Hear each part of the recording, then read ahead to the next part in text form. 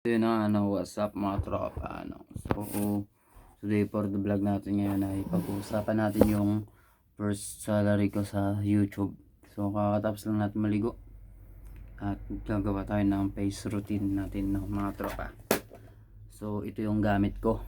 Kaya, yun, kumikinis-kinis na yung mukha natin. Tapos, samahan pa ng konting filter. Di, wow na wow talaga. Pero ito lang ginagamit ko mga tropa sa mukha. Kasi, napakatagal kong ginagamit to at napakatagal maubos sa halagang nasa siguro 200 something sa peso sa Pinas. Partneran nyo lang ng selka na papaya at saka ilamos kayo ng malamig, huwag mainit kasi nasisira ang skin natin sa mainit na tubig. So effective mga tropa. So mapiling ano ba yun, na looking young, babata tayo ng mga 2 taon sa edad natin kung ito yung gagamitin natin. So hindi tayo titigiwatin at basta kita nyo naman yung ebidensya, no? Yun ang mga tropa, balik ulit tayo sa mga topic habang naglalagay ako nito, sa topic natin na about sa YouTube salary ko ng mga tropa.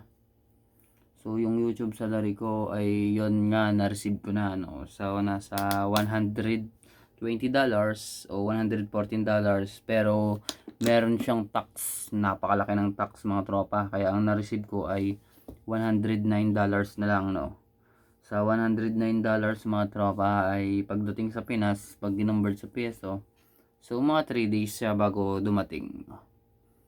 So may na-receive na ako kay Google na okay na yung sahod, may resibo na at na-receive ko na nga. Na-receive ko yung resibo, pero yung sahod na-receive na ni Mrs. Nandun na yung sahod natin. So, siya yung unang nakatikim ng sahod natin na nagkakahalagang 5,500 mga tropa. Napakalaking bagay na yun para sa kagaya nating poor, mga tropa.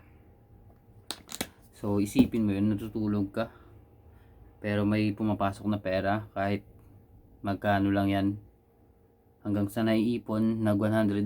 So, worth it din yung paghihirap ko sa pagbablog, kahit hindi tayo ganun kasikat. Pero at least nagagawa natin yung gusto natin at bonus na lang kasi sumahod tayo. Bonus na lang yung sumahod tayo. Kaya kung ako sa inyo mga tropa, nasa era tayo ngayon ng social media, so puro internet. Kung ako sa iyo, umpisahan mo na yung magpagbablog. So talagang may pera talaga sa pagbablog. Kahit kita nyo naman sa mga vlogger, ang daming mga vlogger na mayayaman at yumayaman pa talaga kamo dahil nga yun sa pagbablog sa kay YouTube AdSense mga tropa. So na-receive na yung sahod ko at napakalaking bagay na yun at napakalaking tulong dahil sa inyo, dahil sa inyo na sumahod na ako sa YouTube. So gumawa ako ng bagong channel at sana suportahan nyo mga tropa, So napakahirap mag-umpisa ngayon sa bagong channel.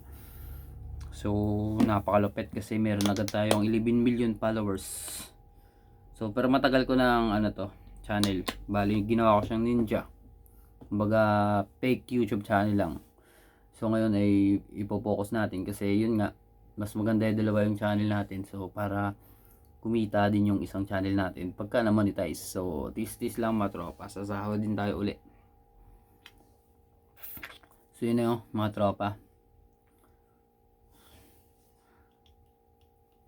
Dagdag ko kaalaman pala mga tropa, So ginaganon-ganon ko yung ilong ko. Pagka naglagay ako nito, para yung tangos ng ilong natin ay gumanon ulit. So kahit mga 10 seconds lang everyday gagawin natin. Yan, ganyan yung face routine ko mga tropa. So minsan pag-stress tayo mukha tayong ewan. Pero pag nakapaglagay tayo tapos sama ng konting filter, di babalik tayo sa pagkabata. Bababa yung edad natin. So hindi halatang 30 years old na ako, mukhang 31 lang. Joke lang mga tropa. So tapos gagawa tayo ng mewing mga tropa. Yung basok natin yung alangala dito sa dila.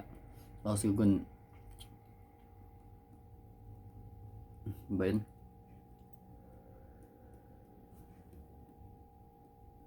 Dito. So yun, mayroon kayong natutunan sa akin mga tropang walang kwenta. So tuloy nyo lang yan. So peace up mga tropa.